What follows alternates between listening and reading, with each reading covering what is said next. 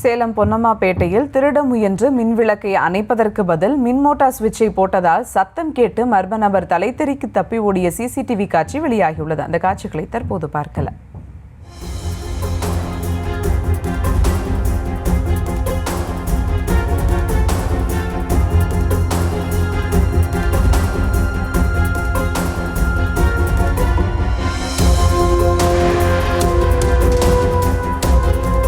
கூடுதல் விவரங்களோடு இணைகிறார் செய்தியாளர் சிலம்பரசன். வணக்கம் சிலம்பரசன், விவரங்கள். வணக்கம் சுபா.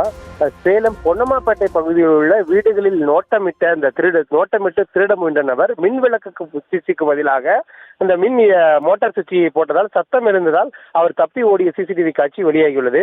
சேலம் பொன்னம்மாப்பேட்டையை அடுத்து இந்த பழைய ஜோதி தியேட்டர் பகுதியில் உள்ள குடியிருப்பு பகுதிகளில் கடந்த 26ஆம் தேதி அதிகாலை பல்வேறு வீடுகளில் நோட்டமிட்டு ஒரு வீட்டிற்குள் புகுந்து திருட முயன்றுள்ளார். அப்பொழுது அந்த வீட்டில் மின்விளக்கு எரிந்த நிலையில் அந்த மின்விளக்கை அணைக்க முயன்ற போது அந்த மின்விளக்கு சுவிட்சுக்கு பதிலாக மின் மோட்டார் சுவிட்சை அவர் போட்டபோது மின் மோட்டார் இயங்கிய சத்தம் கேட்டு அப்பகுதியில் அந்த குடியிருப்பு வாசிகள் எழுந்தனர்.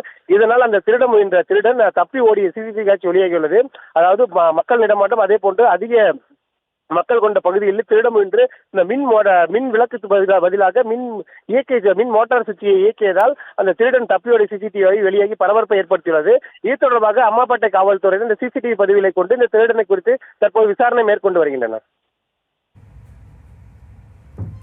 விவரங்களுக்கு நன்றி சிலம்பரசன்.